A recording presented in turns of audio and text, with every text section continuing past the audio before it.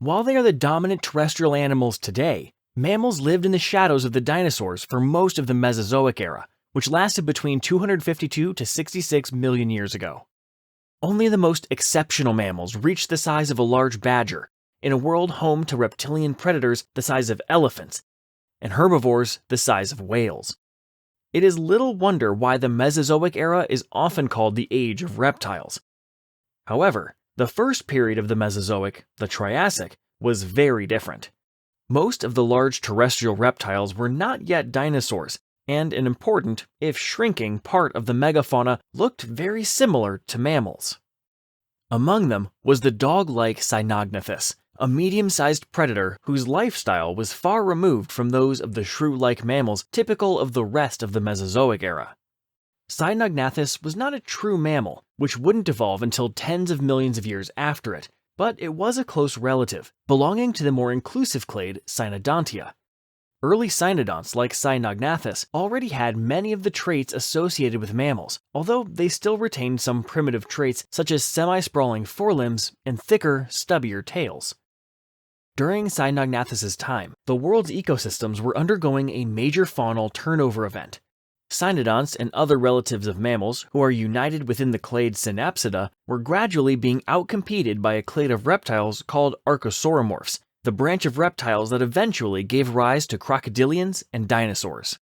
Still, regardless of what the future had in store for Synapsida, in its own time, Cynognathus was one of the most dangerous predators in its ecosystem. Cynognathus was first described in 1895 by paleontologist Professor Harry Seeley. The fossils originated from the South African Karoo Supergroup, an important and highly productive geologic unit that records faunal changes from the Permian period all the way to the Jurassic. Cynognathus is the namesake and index taxon of the Cynognathus assemblage zone, which is generally thought to represent the time between 249 million years ago to 244 million years ago, covering the end of the early Triassic and the beginning of the Middle Triassic. Cynognathus was very widespread. Besides the South African Karoo Supergroup, Cynognathus has been found in Tanzania, Namibia, and Zambia, as well as in South America and even Antarctica. This was possible because during the Triassic period, the world's continents were combined into Pangaea. Even so, few other Triassic taxa were so prolific. Cynognathus's success actually played a part in the discovery of Pangaea. Dr. Alfred Wegener, the scientist who first proposed the theory of plate tectonics, noted that the wide distribution of Cynognathus, along with a few other creatures like the Permian Triassic synapsid Lystrosaurus and the freshwater reptile Mesosaurus, only made sense if the continents had been connected to each other in the past. This fact is a cornerstone of modern geology, much like how evolution is to biology. But Alfred Wegener's hypothesis wasn't widely accepted by the scientific community until decades after his death. In his original description, Harry Seeley divided Cynognathus into 4 species, and the sole specimen found in South America was assigned its own species. But today, only a single species, Cynognathus craterotinus, is recognized. The cynodonts from the Permian and most of the early Triassic had almost universally been small carnivores and insectivores. The only exception was Vetusodon, a meter-long carnivore which lived at the very end of the Permian period, right before the cataclysmic extinction event at the Permian-Triassic boundary. Cynognathus and a close relative named Diademodon are the oldest known large Triassic cynodonts. Most of the large carnivores at the start of the early Triassic were other protomammals, like the Therocephalian Moscorhinus. However, the predators Cynognathus replaced were not fellow synapsids. The carnivorous Therocephalians died out not long after the beginning of the Triassic, and their niches were then swiftly occupied by the reptilian archosauromorphs. That Cynognathus managed to rise high in the food chain anyway shows that, far from suffering from an irreversible decline, Triassic synapsids were able to diversify and reclaim niches from the reptiles. Cynognathus was not a direct ancestor of today's mammals, but when it was alive, it would have been considered one of the closest relatives of their ancestors. Most Triassic cynodonts belong to the subclade Eucynodontia, which is divided into 2 branches. Mammals and their ancestors belong to Probenognathia, while Cynognathus belongs to the other branch, which is appropriately enough named Cynognathia.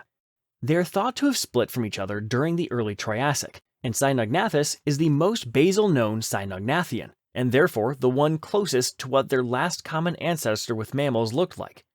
Cynognathus actually predates Lumcaia, the oldest known Probaenognathian. All other Cynognathians belong to Gomphodontia. While many Gomphodonts were also larger than their Permian predecessors, unlike Cynognathus, they were either omnivores or, more often than not, herbivores. Cynognathus coexisted with a number of Gomphodonts, of which the most notable is without a doubt Diademodon. This omnivorous Gomphodont was about the same size as Cynognathus, and not much more derived. While Diademodon's skull is easy to distinguish from Cynognathus, their postcranial skeletons are almost identical, which makes it difficult for paleontologists to determine which postcranial remains belong to Cynognathus and which belong to Diademodon. Complicating matters, Diademodon is consistently found everywhere Cynognathus is. Cynognathus was about 2 meters long and had a very stocky build. Unfortunately, its size is often underestimated outside of the scientific literature. Some websites list its weight as a mere 10 to 15 pounds, which is smaller than the largest Mesozoic mammals such as Repenomamus. Others list its weight as 20 kilograms or about 45 pounds. This is a real estimate, but the specimen it was based on was a juvenile. The same paper that calculated its size also found that the largest Cynognathus specimen belonged to an animal that weighed 100 kilograms or 220 pounds. This is larger than the extinct direwolf Eonoscion, and even larger than the average female black bear. When it was described in 1895, Cynognathus was the largest known non-mammalian cynodont, although larger species have been discovered since then, some of which were contemporaries of Cynognathus. Although not the largest predator in its environment, a single Cynognathus would have been very dangerous, and a pack of these medium-sized cynodonts would have been capable of challenging their individually more formidable rivals, much as hyenas do today. The skulls of Triassic cynodonts were disproportionately larger compared to those of most modern mammalian cynodonts. The largest Cynognathus skull is about 36 centimeters long, so it was able to punch well above its already considerable weight. The back of Cynognathus's skull was wide, while the snout was long and narrow. The skull had a triangular shape when viewed from the top, but is tall when viewed from the side, with a very deep lower jaw. Its skull had become much more robust than those of other premammalian cynodonts, and has been compared favorably to those of bears and hyenas. Unfortunately, while Cynognathus's bite would have been powerful, the exact force it could inflict has yet to be estimated. As in mammals, the first cynodonts had highly differentiated teeth. Cynognathus had simple incisors at the front of its snout, followed by a set of large canines. Its Gomphodont relatives used their canines for display or intraspecific combat, but in Cynognathus, they were its deadliest weapons when hunting. Behind the canines were the more complex molars and premolars. Serrated for cutting flesh, these teeth were dominated by a large, recurved blade-like cusp that looked similar to the more primitive teeth of its ancestors. However, it was supported by 3 smaller cusps, 1 in front and 2 behind. They were not built to crush bone, but they are thought to have been more important when hunting and feeding than the post-canine teeth of any prior synapsid carnivores. Cynognathus's teeth have been described as similar to those of dogs, from which it derives its name, which means dog jaw. While there are plenty of differences between them, they are similar enough to imply that Cynognathus filled a niche similar to modern canines. Functionally, its teeth had more in common with them than with its closest relatives, the Gomphodonts. Their teeth had a rounder shape on account of their partially or exclusively herbivorous diets. Gomphodont tooth roots were also much longer, sometimes even reaching 3 times the length of comparable Cynognathus teeth. While most of its teeth were already very mammal-like, Cynognathus might have also retained remnants of a much earlier stage of synapsid dentition. Early tetrapods had numerous simple teeth on their palates. These palatal teeth persisted in early synapsids, but they were eventually lost in the ancestors of mammals. Professor Harry Seeley, the man who originally described Cynognathus, found what he thought were palatal teeth in a partial Cynognathus skull he described in 1911. The Cynognathus specimens Professor Seeley had described previously lacked palatal teeth, which he suspected to be the result of them accidentally being removed during preparation. In his own words, preserving these structures requires the use of a needle rather than a chisel. He was confident that more Cynognathus skulls with palatal teeth would be found in the future, but no such specimens have been identified in the century since then. Seeley's 1911 paper was rarely cited, so it is possible that most paleontologists were unaware of it and so continued to unknowingly use destructive preparation techniques. However, palatal teeth are absent in all other known cynodonts. It is thought they were lost as cynodonts developed the secondary palate, which allowed them to breathe and eat at the same time. This leaves the sole Cynognathus specimen bearing these teeth an anomaly. In a personal communication, paleontologist Dr. Susan E. Evans tentatively suggested the presence of palatal teeth in this Cynognathus skull could have been the result of neutral selection. The idea is that while palatal teeth were no longer useful for early cynodonts, they weren't harmful either. If they weren't being selected against, some individuals within a population could have continued to manifest them. The closest relatives of the cynodonts, the Therocephalians, had both a secondary palate and a limited number of palatal teeth, although it is important to note that the construction of their secondary palate was different from those of cynodonts. Alternatively, the specimen described by Professor Seeley in 1911 may have belonged to a mutant, or he may have simply been wrong regarding its classification. While Cynognathus might display how the ancestors of today's mammals lost their palatal teeth, the transitional nature of its limbs is plain to see. The hind limbs were fully upright, but as mentioned earlier, its forelimbs were held in a semi-sprawling position intermediate between the stances of most mammals and reptiles. Because of its semi-sprawling posture, Cynognathus was shorter than equally sized mammalian predators. This would have made it slower, but fortunately for Cynognathus, few of the animals that were its potential prey, competitors, or predators were much faster. All other synapsids alive during the early to Middle Triassic also had semi-sprawling limbs, while the majority of the Archosauromorphs had semi-sprawling or purely sprawling limbs. As mentioned earlier, Cynognathus's postcranial skeleton is very similar to that of the Gomphodont Diademodon. Without a skull, differences in their vertebrae are the only reliable way to tell them apart.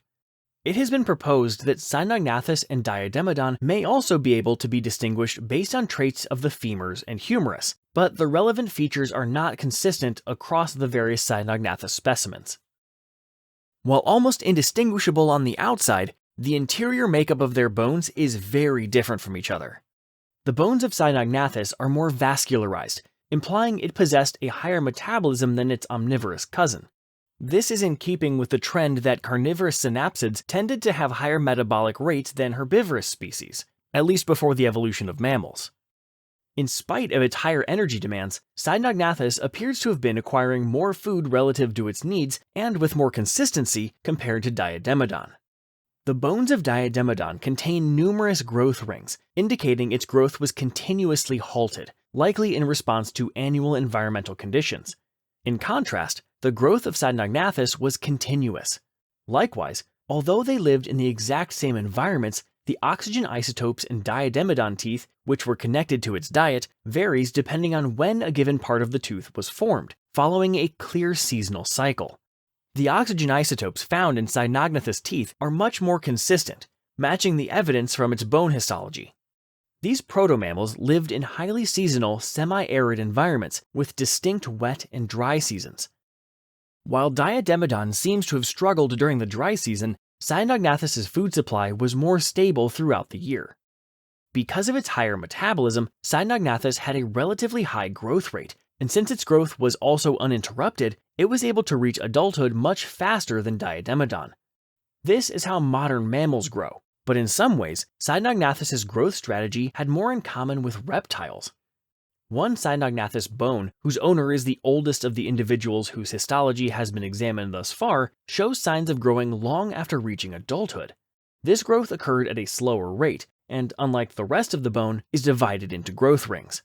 This matches the pattern seen in reptiles, who continue to slowly grow throughout their lives. Diademodon instead exhibited deterministic growth, stopping after reaching a predetermined size, as in the cynodonts of today. Due to being closely related to mammals, reconstructions of early cynodonts tend to cover them with fur. However, there is currently disagreement among paleontologists regarding when exactly fur evolved, with some holding the position that it evolved closer to the origin of mammals. Some have even gone as far to say that most premammalian cynodonts had ectothermic metabolisms and therefore couldn't have been fluffy. As mentioned earlier, Cynognathus's bone histology indicates it had a fairly high metabolism, and elevated metabolic rates seem to have been the norm among Permian and Triassic synapsids. Some modern fur-covered mammals are mesotherms, with metabolisms in between those of endotherms and ectotherms, so protomammals like Cynognathus would have likely also benefited from an insulating furry integument. Pits on Cynognathus's snout were once taken to be direct evidence of it possessing mammal-like whiskers, but this no longer appears to have been the case. The pits once thought to have held them are often absent in many whiskered mammals, yet can be found in animals that lack them. Such pits are now known to have instead supported blood vessels that transported nutrients to the lips. If anything, these pits are evidence that Cynognathus didn't have mammal-like whiskers, as the lips of early cynodonts like Cynognathus were simpler than those of mammals, and so lacked the mobility necessary to make full use of them. Early cynodonts also hadn't yet evolved the maxillary canal, the opening that supports the nerves that give mammalian lips and whiskers their sensitivity. Still, it cannot yet be ruled out that Cynognathus had an earlier, less developed form of whiskers.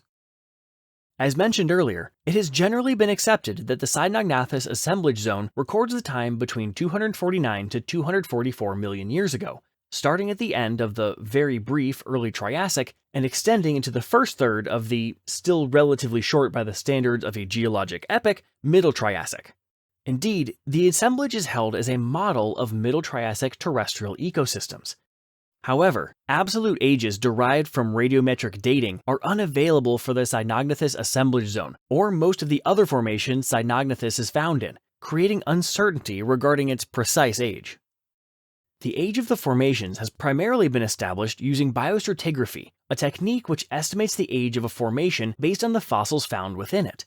Numerous other formations from across the southern hemisphere, even those where Cynognathus has yet to be found, have been temporally correlated with the Cynognathus assemblage zone based on shared flora and fauna. As Cynognathus is the index taxon of the best studied of these assemblages, science's understanding of the progression of the fauna of the Middle Triassic and part of the preceding Early Triassic essentially rests on this dog-like protomammal. This was why it was shocking when, in 2014, radiometric dating found that one of the formations Cynognathus fossils have been found in, the South American Rio Seco de la Quebrada formation, was about 236 million years old. This was the beginning of the Late Triassic, about 8 million years after the supposed range of Cynognathus. As of right now, this is the only Cynognathus-bearing formation which has an absolute date, so these findings have the potential to greatly disrupt Triassic chronology. There are three proposed explanations regarding the discrepancy between the radiometric and biostratigraphic ages. The simplest is that the radiometric date given for the Rio Seco de la Quebrada formation is inaccurate. Radiometric dates are typically much more reliable than those inferred from biostratigraphy, but the age of the Rio Seco de la Quebrada formation was determined with a sensitive high-resolution ion microprobe, which is used less commonly than other radiometric dating techniques and whose accuracy has been called into question. The second explanation is that the age of the Cynognathus assemblage zone and the other fossil-bearing formations correlated with it don't belong to the end of the early Triassic and the start of the Middle Triassic as previously thought, but were instead formed during the end of the Middle Triassic and the beginning of the Late Triassic. The evidence for them actually belonging to the traditional time frame is surprisingly limited, as most of the absolute dates from this time come from marine environments, whose correlation with the supposedly Middle Triassic terrestrial environments is weak. An exception is the Chinese Ermaying Formation, a terrestrial formation correlated with the later portions of the Cynognathus assemblage zone. It was formed 243.5 million years ago, just a little after the traditional age of the Cynognathus assemblage zone. The types of animals found in the two formations are fairly similar, but there is only a single overlapping genus, the Cynodont Cynodont. This reveals a flaw in over-relying on biostratigraphy, as it assumes that species lived no more than a few million years and had a consistent geographic range during that time, which is not always the case. The final possibility is that both the radiometric and biostratigraphic dates are correct, and that Cynognathus itself was simply a long-lasting taxon. This is particularly plausible given two quirks of the Cynognathus assemblage zone. First, while the Karoo supergroup it belongs to forms a fairly continuous record spanning tens of millions of years before the Cynognathus assemblage zone, there is an unconformity, a gap in the geologic record right after it. The first vertebrate body fossils that show up after this are estimated to be 25 million years younger than the Cynognathus assemblage zone. This means that, unlike the other index taxa in the Karoo supergroup, Cynognathus never actually disappears from the fossil record, indicating its extinction, so much as the fossil record itself disappears. This could explain how it thrived for 8 million years without leaving a trace before appearing in the presumably Late Triassic Rio Seco de la Quebrada formation. Furthermore, there is no doubt that Cynognathus was a long-lived taxon relative to most of its contemporaries. The Cynognathus assemblage zone is divided into 3 subzones, which largely contain their own fauna. Cynognathus is one of the few animals found in all 3. The same is true of Diademodon, which also happens to be the only other taxon found in the Rio Seco de la Quebrada formation that isn't endemic to the formation. If they truly extended into the Late Triassic, this would double their presumed range to about 12 million years, over a fifth of the entire Triassic period. This would be quite an achievement, but would also diminish Cynognathus's use as an index taxon. It also wouldn't necessarily save the traditional correlations established across the presumed Middle Triassic terrestrial formations, as they could have also been formed over a longer span of time than once assumed. In any event, the start of the Cynognathus assemblage zone marks the point where the world started to recover from the Great Dying, the mass extinction event that preceded the Triassic period. Rather than consisting primarily of Permian survivors, the fauna was becoming more diverse, and synapsids and archosauromorphs alike were growing larger than before. Although large reptiles were becoming more common, this didn't make them safe from Cynognathus. Its prey included herbivorous archosauromorphs, such as the Azendosaurids, which looked like large, long-necked iguanas, and the rhynchosaurs, some of whom had beaks. On the other hand, it also coexisted with Erythrosuchus, the largest terrestrial predator the world had yet seen, and one whose deadly skull was massive, even for its great size.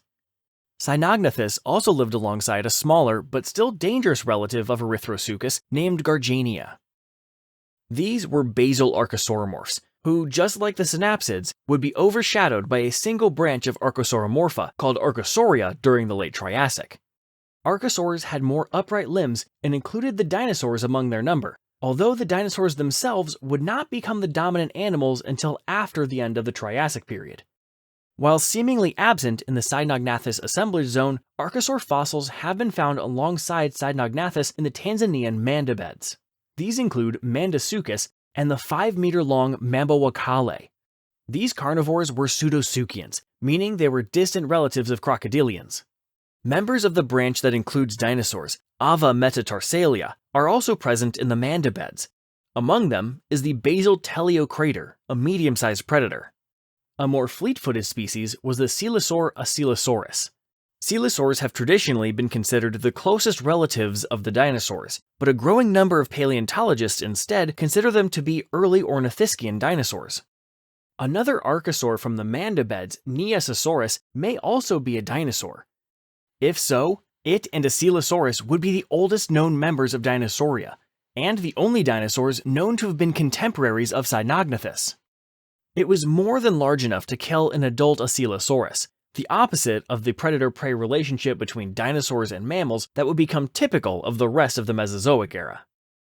On the other hand, many of Cynognathus's cousins, such as the Probenonathian Cynodont lumcaea, were about as small as many of the later Mesozoic mammals. The same was true of the Therocephalians Borea and Microgomphidon. While most Therocephalians had been predators, these two were instead herbivores.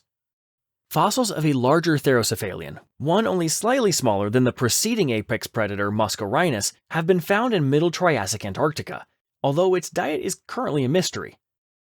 In any event, Cynognathus was larger than Muscarines, even if it occupied a slightly lower place in the recovering food web.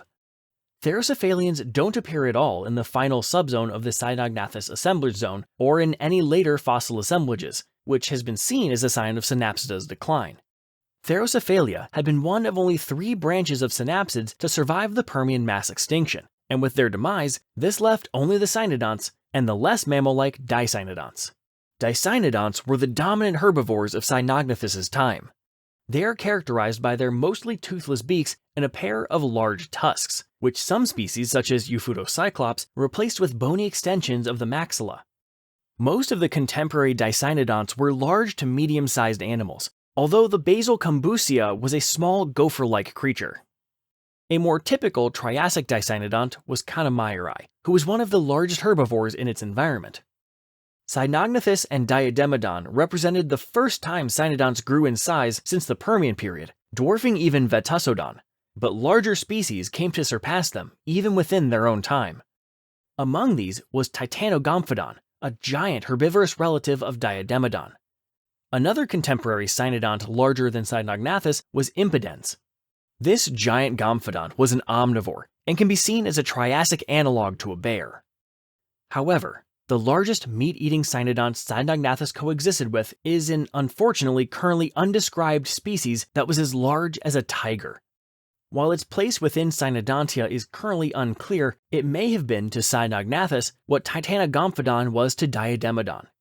Both of these two giant cynodonts are found in the Namibian Omegonde Formation, which was dominated by synapsids, suggesting the archosauromorph takeover happened unevenly across the globe. Cynognathus lived in vibrant and dynamic ecosystems, and even in those that contained archosaurs, their coming dominion and the eventual decline of the synapsids was far from assured. Long before the first true mammals, Cynognathus served as a preview of what was to come when they no longer had to hide in the shadows. It was among the first large cynodonts, but also among the last large carnivorous synapsids until the downfall of the archosaurs nearly 200 million years later. The Probanonathians Chinicuodon and Aleodon were among the few to approach Cynognathus's size. They lived in the southern hemisphere during the start of the Late Triassic and grew about as large as hyenas. The more closely related gomphodonts would remain important medium-sized herbivores during the Late Triassic, but did not survive into the Jurassic period. While the exact time it lived is currently debated, Cynognathus was at the very minimum an enduring species in spite of its lack of known descendants. Other mysteries currently surrounding it include the exact strength of its jaws, the anomalous palatal teeth reported by Professor Seeley over a century ago, and its external integument. While it is regarded as one of the most important Triassic taxa, much remains to be discovered regarding this prehistoric dog-like protomammal. Thank you for watching, and a thank you to Matt Waszak for narrating this video.